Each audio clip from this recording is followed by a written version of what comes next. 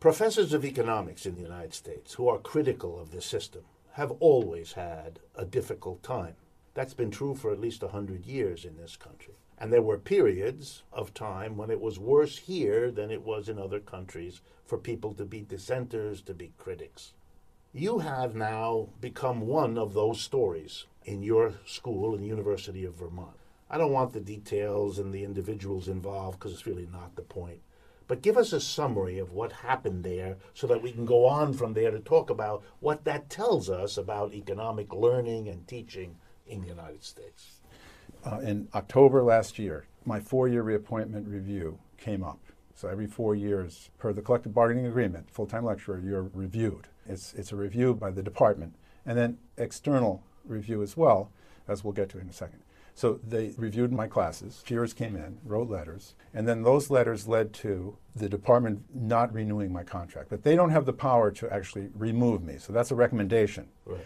Then the next step goes to the Faculty Standards Committee, which is an independent third party. It's a checks and balances system that we have. So the panel, 5 members, who are independent of the department, reviewed the dossier. But they're inside the university. They're inside the university, yes. Most of them are tenured. I think they're all tenured, and one is a full professor. And they're well-respected senior faculty. Right. They looked at the dossier just as the department did.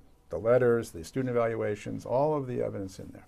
They voted exactly the opposite. So they unanimously actually voted in favor of my reappointment and stated clearly that I had met the standard. So their vote was reappointment, hands down. They also said that the behavior of the department, particularly the chair, was unusual and procedurally defective. Now, that then goes to the dean. The dean of Arts and Sciences, the College of Arts and Sciences, is the only one who has the power to actually remove me. So he had to look at the Faculty Standards Committee review, conclusion, and vote. He had to look at the department's review, conclusion, and vote. It's yes and no. Well, he weighed all of the opinions, and he came to the final paragraph in his written statement, and he said, well, it looks as though, yeah, John probably should be reappointed. I mean, it was leaning that way. However, because he didn't take any Center for Teaching and Learning training classes for making you more effective at teaching, like flipping classes and all the stuff they give you, and that you don't show any attempt to engage other faculty members to improve your teaching, thus you appear self-satisfied with your teaching, that sort of tips the scales, not reappointed. Gotcha. When I read it, my jaw dropped. I was struck by how wrong he was, because he pivots on that final piece, which is wrong. So I had requested through the union an informal meeting with the dean, and I came in with evidence, clear as day. 5 CTL courses were taken. I had letters from deans, associate deans, honors college deans, the executive director of some of these training programs, supporting me. I gave those. And evidence of engagement with faculty members. Everything to undermine the pivot of his conclusion. I thought, okay, we got it. And he said, I would have made that decision anyway. It doesn't matter. So he contradicted himself right there. So here's the statement, here's the evidence, that's not true. Oh, it doesn't matter. I'm going back to the peer criticism and the peer vote. Grievance denied. What was the issue? In your mind, what was it that you were doing that would lead your colleagues, or at least a portion of them, to make this decision? It's complicated, but I think we can identify a few key reasons for that behavior. Number one, I bring in real critiques in terms of the standard model. I teach it well, but I also critique it well, more than other faculty members would ever attempt to do. Well, I'm trained at the New School. I've been in the real world. I was a steel worker, oil refinery worker. I'm a former hedge fund manager, so we can add that to the list. Okay. I've got a lot of real-world financial markets experience. I bring all that into class. Every piece of that life story of mine comes into class. Students like that. Not all of them agree with me, Right. but I'm not there to win the students over. I'm there to say, hey, listen, the standard model, economics, it's not the only way to do it. Beginning and ending of this story. The story is, we've got other traditions. We've got the heretical traditions. We've got Marx and Schaffer, and I bring it in and excite them, and they love that. But let me ask you a very pointed question. Were there many people who did that in your department? No. As far as I can determine, there's one faculty member who kind of goes there. So that would be 2 out of how many? 12 at the time, 12. So 1 or 2 out of 12. That's right.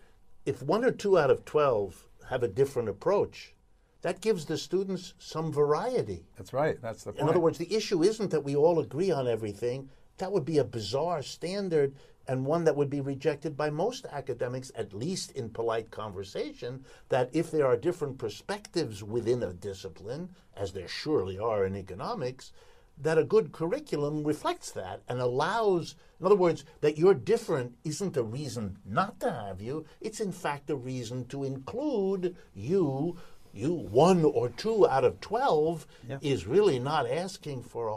So why not that perspective? Well, I'm going to play the devil's advocate. The chair and others who are behind this operation would say, well, we offer a variety of...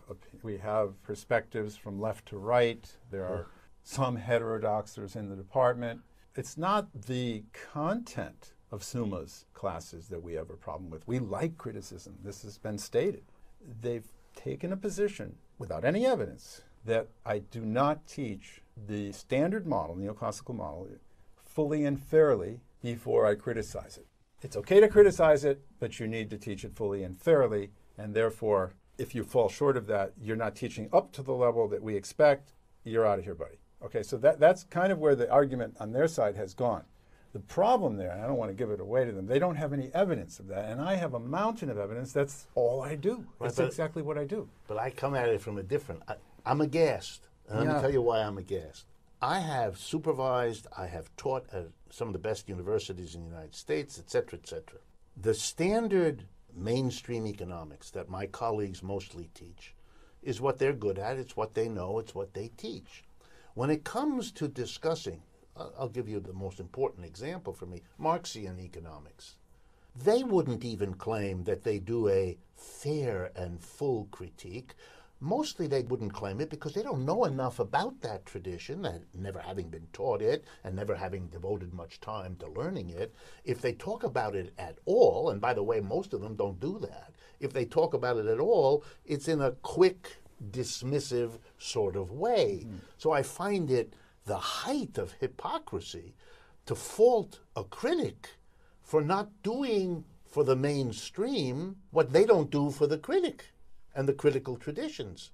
What they're saying has no basis in fact. Even in fact. So in other words, the standard model, I've been teaching it 30 years, Rick. 30 years, the standard model, that's all we teach. Right. You know, this is very, very hard to get more than that in to the classroom. For example, the class that they reviewed was an international trade class. We did the partial equilibrium trade model, which everybody gets. You know, it's a single product, two country. Yes. You derive the It's the standard everywhere. Standard everywhere. And then we do the two country, two goods model and two factors of production. You know, then we go to the Heckscher-Ohlin and derive some derivative theorems. I go through all of that. Homeworks, exams, PowerPoints, slides on chalkboard work. So I do, in fact, teach all of it. This is the red herring. I do that and then I critique it in a way they will never do. Right. That is internal inconsistencies, Straussian-informed critiques. But that's what's unbearable to them. Unbearable. That you're critical. But no, that's not enough. That's not enough to get them to do what they did. It's that it inspires students, some of them, to raise their hands in their classes and say, but Professor Summa said that you can't draw the marginal cost curve as a Nike swoosh or upward sloping, and that's maybe an exception at best. They don't know what to say. They're not equipped to handle They're the criticism. angry and annoyed that the students are actually motivated to engage the material in a way they would normally never do. So that's what got them angry at me. Right. Let me ask you a question, John. What is this anxiety that seems to be particularly strong among economics professors? This anxiety about people who do it otherwise, who do it differently from you. Well, look at Paul Romer, who just published the paper. He's been tarred and feathered. He's the head of the World Bank now. Paul Romer, for God's sakes, the macro king, right? He wrote that paper, published it, and thank God he's tenured and he's got a job at the World Bank, because if that were anybody else... Well, I wanted to add that you can be a tenured member of the department and do a little of that Marxian stuff or maybe something outside. Well, there's nothing they can do about that. But Summa can't come in and do that. But again, We can get rid of him. but the mystery to me, it's a why flick off. is that so scary to Well, them? there's a level of insecurity. I'm not an academic pure. I know from years of interacting with academics, with all due respect, there's a deep level of insecurity that academics of all kinds have. Because they're in a very specialized world. They publish their papers, maybe a handful of people will ever read. And that's their whole life. The meaning of their existence is defined by something as arcane as, a representative agent in a stochastic general equilibrium model, right? What? Can you do anything other than that? I think, and you come in and start blowtorching some of that stuff, and you're just a lecturer, you've never published in a... Get you out of this space. Get you out of it, because they can. And, look, we all fail at teaching to some degree. We all are working, it's a work in progress. It's a lifelong quest to be a great teacher. And that requires hard work. You really have to know your stuff, to be willing to not be lazy, because that's what we were talking about earlier. Faculty fall back into these sort of lazy default positions and do their research. They don't want to go after that alternative textbook. Like I used Jerry Friedman's textbook, the micro textbook, wonderful book. I have my criticisms of it, but the students loved it. What is the result of treating critics the way you've been treated, and so many have over the years in economics? What is the result of the economics that our young people learn in colleges and universities and then go on to use as political leaders, business leaders, labor leaders, journalists, whatever? Well, I think students are natively much more intelligent than the standard model. In other words, the students are too smart. They don't buy that standard model, actually. And that's why you can connect with them when you start to say there's some problems with it, and deep problems with it. The message is ideological. It's embedded in the business schools. The micro-macro is a requirement, so that's cross-linked and it's embedded. And what that sends to the students, they're not aware of this, is a message that business and markets know best, and government interference is a suboptimal situation. Maybe it's a necessary evil, but generally it's not a good idea. It's not a good idea. We can do without, then we're better. That is a sort of a functional role. I always go back to Veblen. This is sort of folklore. Neoclassical economics, marginalism, is folklore dressed up with a lot of math, fables. But it's folklore that reinforces, legitimizes. It's a narrative of legitimacy. Keep the status for the quo. status quo.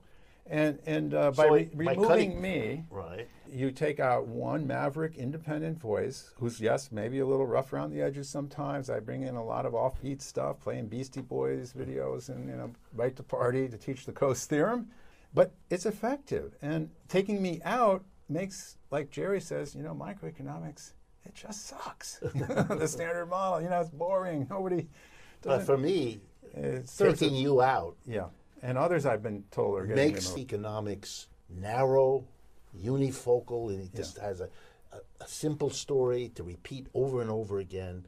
It takes all the excitement out of fundamental differences that would engage students. Conflict. It's part of the reason why more and more students don't study economics to learn. They study it to, get a credential to go on. But there isn't this excitement about learning that always requires debate and disagreement. Mm-hmm. It's sad. It is a country engaged in self-destructive narrowness of its own learning process. There's something very tragic. The profession is in an existential crisis. It's clear to us that it has been in crises before, but the crash of 2008 really knocked it, it's staggering, but it seems to have stabilized itself. But at the same time, the leaders, Paul Romer's and others, are calling it out. And macroeconomics, going backwards for 30 years, the representative agent model, Dave Hollander, this stuff is, forget it. What's wrong? It's interesting when some of the leading lights, it's a little bit like Warren Buffett explaining that the American tax system is an abomination that isn't good for the American economy, as well as being unethical and unfair. It shakes up the... Yeah, so the left, Marxist critics have been doing this for years, and, but when the center of the profession begins to call it out, well, then, then we got to pay attention.